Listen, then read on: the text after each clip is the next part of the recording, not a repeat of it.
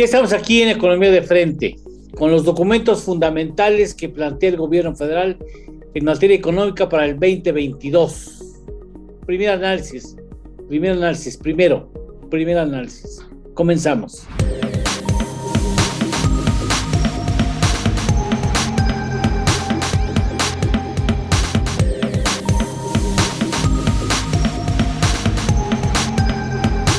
Economía de Frente. Bueno, pues ya están las cartas sobre la mesa, caballeros, no podemos decir que no, que nos tomaron de sorpresa. Ahí están los postulados básicos de lo que sería la estrategia económica del 2022, ya está en manos del Congreso. Y agradezco de manera muy especial al invitado en esta ocasión, Enrique Díaz Infante, que haya aceptado colaborar con nosotros en esta fecha tan importante donde analizaremos los documentos económicos que pretende el gobierno federal para el año entrante. Muchas gracias, Enrique. Encantado, Eduardo. Muchas gracias, Saludos, Ernesto Fález Santoscoy. Muchas gracias por la invitación. ¿Cómo están? El santo grial de la economía en televisión, Ernesto Fález Santoscoy. Ernesto Fález, no te hagas. Oye, a ver, Enrique, primera llamada, sí, a ojo de buen cubero, ¿cómo sentiste los documentos económicos para el año entrante? Inerciales. Se seguirá gastando incrementalmente en gasto corriente, no se va a subir el gasto en inversión en capital humano y capital físico, pues por lo mismo no le van a cambiar el rostro a este país, no va a ser un país con mayor equidad, no es un paquete económico que ayude a financiar la seguridad social universal que requiere este país, sino simplemente es ir administrando, y la miscelánea que viene pues va en esa dirección, eso sí, recargándose en los grandes contribuyentes. En el contribuyente cautivo se le va a seguir cargando la mano. El ataque a la evasión y a la ilusión va a ser la estrategia fiscal para lo que alcance. Entonces pues no se va a descuadrar nada, pero tampoco va a ayudar para cambiar el rostro al país. Entonces, en suma, lo vi inercial y que no ayuda para cambiar este país, pero tampoco descuadra las cosas. Era lo esperado. Claro, esperado. Ernesto. Bueno, normalmente yo concuerdo con lo que afirma o declara Enrique. En esta ocasión no concuerdo del todo. Sí creo que analizando por dentro lo que se está planteando, no lo veo tan inercial. Yo ahorita comentaré por qué, ¿no? Sí hay cualitativamente cambios significativos en la forma en la que se ejerce el gasto, básicamente. Aunque las cifras, vamos a ir más gruesas, parecen ser inerciales, como comenta Enrique. ¿Tú sientes que hay cambios? Algunos cambios, no es un cambio radical, por supuesto, no es disruptivo, la propuesta no es disruptiva, pero tú sí sientes que hay algo digno, así que digamos, que nos haya sorprendido o tenga que sorprendernos. Así, en términos pragmáticos, te diría, hay dos tipos de cambios en la forma en la que se va a ejercer el gasto. Unos, me parece, son impuestos desde arriba al secretario de Hacienda. Por ejemplo, pues sí, va a haber más gasto a las pensiones de los adultos mayores. ¿Por qué? Pues porque fue un deseo del presidente de duplicar la cantidad que le va a llegar a los adultos mayores en su pensión universal. Sí.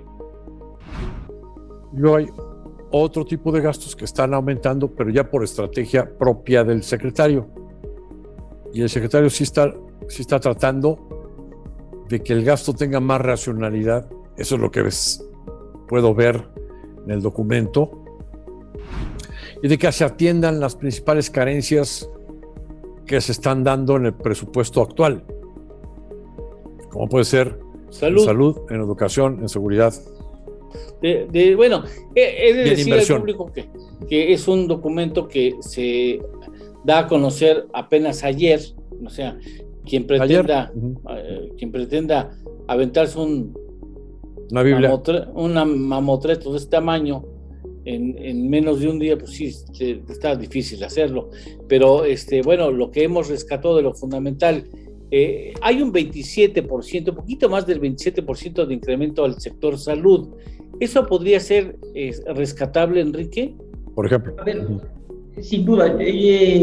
Como bien señalas, Eduardo, es difícil revisar a detalle el documento sea a bote pronto, pero sí, como señala Ernesto, se está incrementando un 27% el gasto en salud, y si hay y ese es un gasto de calidad, y también en educación, bueno, entonces estamos subiendo la inversión en capital humano, y eso sí puede redundar en un mayor crecimiento. O sea, el problema de este país es que no estamos invirtiendo suficiente y bien en capital humano y en capital físico. Entonces, también habría que ver la parte de la infraestructura. Estos proyectos, yo lo que he alcanzado a ver es que se le sigue, ha hablado mucho Ramírez de la O, de apostarle al desarrollo regional. No he visto esencialmente los proyectos a los que le está apostando, pero ha satanizado mucho el presidente las sanciones público-privadas. Entonces, y ha dicho que no va a haber más concesiones y todo. Entonces, ya no sé exactamente cuál es el margen que tiene el secretario de Hacienda para apostar a la infraestructura. Entonces, salud, siguiendo lo que dice Ernesto, este aumento del 27%, pues palomita. En educación, pues como se mató la reforma educativa, pues también cualquier cosa ahí va a pasar por la CENTE. Entonces, la calidad del gasto quizás puede ser bastante malo, porque pues ya le regalaste todo, la reforma educativa, la mataste. Y en infraestructura, pues estás atado por el Tren Maya, estás atado por Santa Lucía, y estás atado por la refinería de Dos Bocas. Entonces, y estás atado porque es el ejército constructor. Entonces, ¿qué tanta derrama de recursos puede haber? ¿Cuáles van a ser los proyectos regionales? Y además, con la otra, has perdido gran parte de la confianza de la iniciativa privada. Entonces, ese es un punto muy relevante. Claro, o sea, Ramírez de la O llega para recuperar la confianza de la iniciativa privada.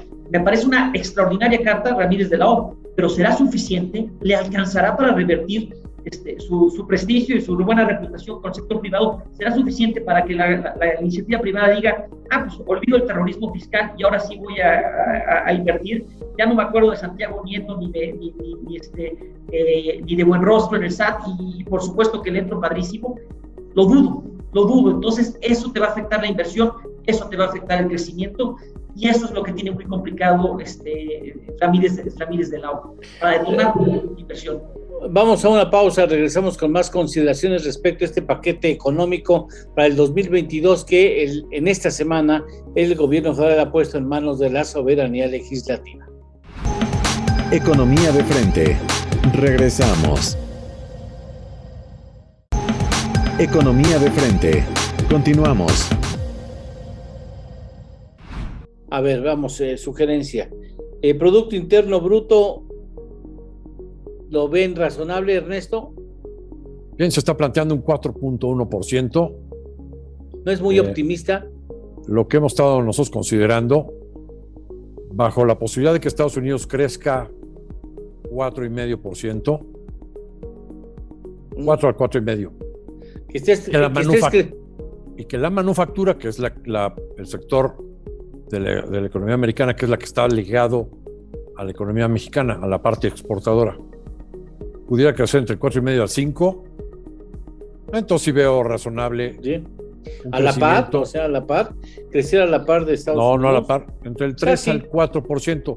Aquí dice el pronóstico que le llaman puntual, 4.1.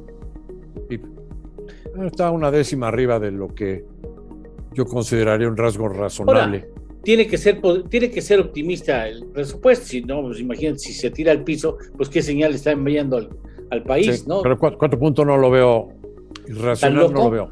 ¿Tú lo ves así bien? Por Estados Unidos, no es por México. Ajá, sí. ¿Tú cómo lo ves? Vamos, yo creo que está correcto. Mi preocupación no es en el 2022, no es con ese 4.1, mi preocupación es hacia adelante, o sea, mantener el ritmo de crecimiento una vez que se acabe el estímulo fiscal de los Estados Unidos y que seamos beneficiados por eso, que la locomotora del TEMEC nos siga jalando. Si no hay inversión en el mercado doméstico, pues difícilmente hacia adelante va a ser sostenible este nivel de crecimiento. Si no se retoma la confianza y se recompone la relación entre gobierno e iniciativa privada, que está muy fría. Totalmente de acuerdo con Enrique. Mezcla mexicana de 55, muy razonable, incluso hasta mesurada, Ernesto. Sí. $55 barril. Sí, bueno, también ahí nosotros habíamos previsto un rango entre 55 a 60. ¿No se irán yendo cortes para que le sobre lana? Yo le hubiera puesto, si fuera el secretario, hubiera puesto 60. Sí. Pero entonces ya no hay... al revés. Perdón. Esta variable, 45. Normalmente el secretario de Hacienda la pone abajo. Para que le sobre lanita. Para que luego el Congreso pueda incrementar el gasto, apareciendo más dinero. Es puro subiendo papel. El precio del petróleo. Sí, es puro papel. Entonces, $55 me parece perfecto. Enrique, ¿te gusta? No, totalmente de acuerdo con Ernesto. O sea, ya sabemos cómo la Secretaría de Hacienda juegan con esta variable. Ese es donde le dan el margen a los diputados para jugar la política, y luego, si las cosas, se cae el precio del petróleo, si las coberturas no son suficientes, si es muy volátil el precio del petróleo, pues haces recortes al gasto, y entonces uno es el presupuesto autorizado y otro pues el presupuesto ejercido realmente. Entonces, claro, es para jugar y para darle margen a los políticos. Inflación de 3.4%, ¿la estiman razonable? Bueno, yo llamaría la atención sobre el hecho de que normalmente lo que se pone es el rango bajo de Banco de México, 3%. Y aquí como que sí están haciendo un esfuerzo por poner algo que suene más allá de la meta del Banco de México, ¿no? O sea, 3.4. Sí me parece más o menos adecuado. El pronóstico de los analistas anda por ahí del 4, ¿eh? Sí, por supuesto. Ahora, tipo de cambio promedio. ¿Qué opina Enrique? Mira, el tema es que ahorita la inflación ha llegado casi al 6%, entonces habrá que ver también la Fed cómo actúa para empezar a bajar a la economía de Estados Unidos, que está muy caliente por todo el estímulo fiscal, y eso también cómo impacta aquí en México. Entonces, pues, yo sí pensaría que va a estar 4%, 3%, me parece razonable. Petróleo, un ritmo de producción de 1.800.000 no es muy optimista, Ernesto. Cada año esa variable es muy optimista y nunca la cumplen, nunca. Sí. Y menos con 1.8 millones de barriles diarios. No, está como que para ir a pedir el milagro a la Virgen de Guadalupe, ¿no? Nada más te diría, oye, podrían haber puesto 1.9. Pues sí, para acabar de ridiculizar, escandalizar al honorable asistente, sí. Enrique. 1.8, perdón, nada más es la meta de pronóstico de producción de Pemex de fin de año. Perdón. Enrique. A ver, a mí la verdad es que sí me parece poco creíble esta cifra, considerando el anuncio que dieron de que a finales de agosto, creo que fue por ahí del 22, 23 de agosto, hubo un incendio o un accidente muy fuerte. El director de Pemex dijo, Romero dijo, el 25% de la producción no se va a generar. Si tuviste ese accidente, si anunciaste que se va a caer la producción, de veras que seguimos en esos niveles del 1.8%, yo lo veo, y además, si ya cancelaste la participación de la iniciativa privada en el sector energético, ¿sí te da para el 1.8? Yo lo veo de veras que muy optimista. Yo creo que la línea de poner el precio del barril muy alto y la plataforma petrolera muy alta, y que luego no se te cumplen y vas haciendo ajustes. De hecho, de seguro que el secretario de Hacienda, porque se lo van a cuestionar, pues, casi lo puedo asegurar que va a decir, no, es que va a haber nueva producción de los contratos que se hicieron con el sector privado, que van a estar generando frutos ya el año entrante. En Noruega. Por 250,000 barriles diarios. En Noruega. en Noruega. No, o sea, a lo que voy es así de claro. No es Pemex, sino son los contratos de asociación con Pemex que están generando frutos que sí te pueden dar una cifra de 1.7, 1.8 millones de barriles. Techo de endeudamiento crece 13% a llegar a 850 mil millones de pesos de 700 mil millones de pesos autorizados para este año.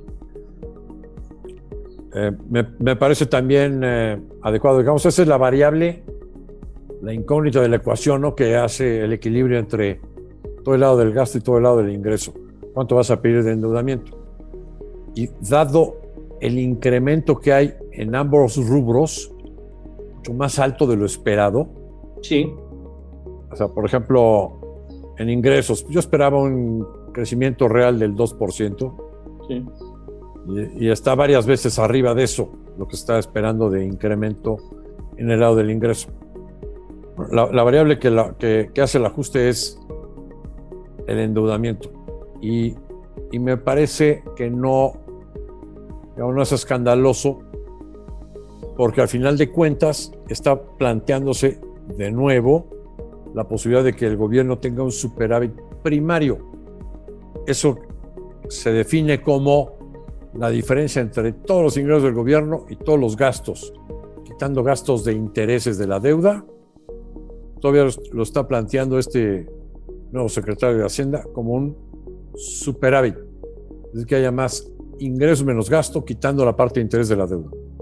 Eso hace, al final de cuentas, que la relación deuda sobre el tamaño de la economía, sobre PIB, pudiera seguir bajando.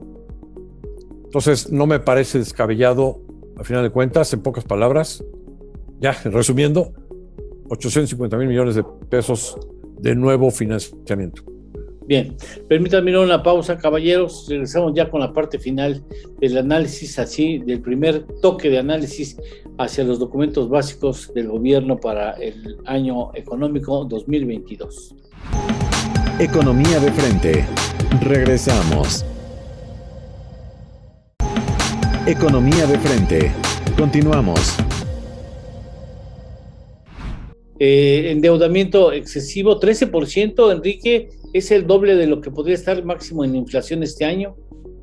A ver, yo te diría, Eduardo, que dado que estamos, o sea, la deuda la mides como proporción del PIB. Si está creciendo el PIB, entonces la deuda se está manteniendo dentro de los márgenes. Lo que se han puesto como objetivo es que no suba del 51% del PIB. Y yo creo que mientras se mantengan cercano a eso, es manejable. ¿Es mucha o es poca deuda? Pues todo depende de tus ingresos. Todo depende de cuánto estés recaudando de impuestos. Y también si la economía crece, si todas estas medidas fiscales que están tomando para atacar la evasión, la elusión, para incorporar a los que no pagan, jala, pues entonces suena razonable. Sí, razonable. Ahora, hay un asunto que es importante y valdría la pena no pasarlo por alto. Un esfuerzo de simplificación, un régimen simplificado de confianza. Si tú tienes ingresos menores a los 300,000 anuales, pues prácticamente contribuyes con un punto porcentual del impuesto sobre la renta y no tienes por qué presentar declaración alguna. Y también te dan la alternativa de ir en el pago mensual de impuestos, que es una maldita lata, a hacerlo anual con un ligero recargo. Sí, a mí me parece positivo el que el nuevo secretario de Hacienda esté planteando un programa de simplificación fiscal. La verdad es que las organizaciones sociales, las asociaciones gremiales y profesionales sí llevaban años y sexenios solicitando esa simplificación administrativa. Vamos a ver luego con las letras chiquitas, cuando se pueda leer, ¿no?, qué es lo que se está proponiendo ya en los artículos, si realmente va a tener punch o no esta medida. Pero por lo pronto el anuncio a mí me suena positivo que haya simplificación. para los pequeños y medianos contribuyentes. Sí, uno que se jacta de conocer las cuestiones fiscales, luego te metes a ver cómo se hace la declaración. No. Y dices, ay, güey, no. Mejor estudias medicina, oncología. Sí, física cuántica. Sí, pues, claro. ¿No? Por lo de las probabilidades. Entonces, sí, simplificar es muy importante para poder recaudar más. Entonces, creo que ese es un acierto. Pero, repito, hay que ver si realmente lo que se va a concretar en los cambios a los artículos de la ley y de las misceláneas realmente puede lograr ese objetivo o no. ¿Coincidirías, Enrique? Totalmente, o sea, el gran problema que padece México es que la base de contribuyentes es muy, muy baja, que el nivel de informalidad es muy alto, del 40% de la población económicamente activa. Si esta simplificación ayuda a que más gente se sume a pagar impuestos, bienvenido, me parece muy bien. Vamos a ver, ojalá así resulte. Por lo pronto, un balance general, Enrique, de este documento choncho, así grueso, difícil, cargado de cifras y de porcentajes. Pues mira, yo te diría que es razonable, lo veo prudente, cuidando la parte de estabilidad. Como dice Ernesto, vamos a ver, deja margen para jugar con el precio del petróleo, con el tema de la plataforma petrolera, pero la gran variable y el gran elefante blanco que está ahí en el tema de las finanzas es la deuda de Pemex. Y ahí vamos a ver cómo se maneja, si sigue manejando la inyección de recursos o el tema le van a seguir bajando la carga impositiva a Pemex. Ese es, como se resuelve el tema de Pemex, se va a resolver mucho de las finanzas públicas. Pero en términos generales yo te diría que se ve razonable el paquete y sí, coincido con Ernesto, me convenció. Yo empecé diciendo que era inercial, lo sostengo que es inercial, pero en el detalle hay ciertos ajustes, sobre todo en la parte de gasto, en tema de salud, en tema de educación, de salud, que pudiera estar ayudando a un mayor crecimiento vía inversión en capital humano. Pues a ver qué dice el Congreso, habría que ver qué dice el Congreso, ¿no, Ernesto? A ver si le va a meter la mano en serio o se van a hacer, no le cambian ni una coma. Ya no tiene la mayoría que antes tenía Morena en el Congreso. Sí le van a cambiar puntos y comas y guiones y numeritos y signos. Sí lo creo. Por eso a su vez creo que el presupuesto está planteado con algunos márgenes de maniobra para que se pueda negociar con la oposición y se puedan colgar ellos algunas medallas, ¿no? En general los supuestos son más o menos razonables. Se ve un poco ambiciosa la meta de ingresos. La verdad sí se ve ambiciosa. Sí. Pero por otro lado, pues hemos visto que no ha habido una administración del SAT más ruda para conseguir sus objetivos que la actual. Y del lado de la inversión, no hemos platicado aquí, pero sí hay un incremento importante en la inversión hacia lo que consideramos son los proyectos insignia. Sí. Si lo vemos a primera vista, así nada más, diríamos que poca. No le están asignando dinero a donde más se necesita, seguridad, educación, etcétera, para estos proyectos insignia.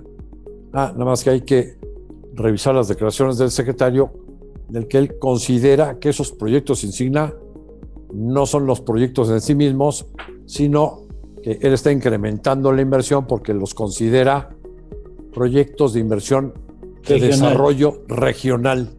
Sí. ¿No? Bueno, pues entonces habrá que ver en qué se va a gastar, pero a lo mejor sí hace sentido lo que está proponiendo el secretario. Bueno, pues caballeros, ha terminado el tiempo para hacer el análisis en una primera instancia. Agradecemos de manera muy especial a Enrique Díaz Infante. Muchas gracias, Enrique, por estar en esta tu casa. Eres muy amable, muchas gracias. Muchas gracias, Ernesto. Muchas gracias, Ernesto. Gracias y gracias a usted, sobre todo, que hace posible con su presencia programas de esta naturaleza. Muchas gracias. Hasta la próxima semana.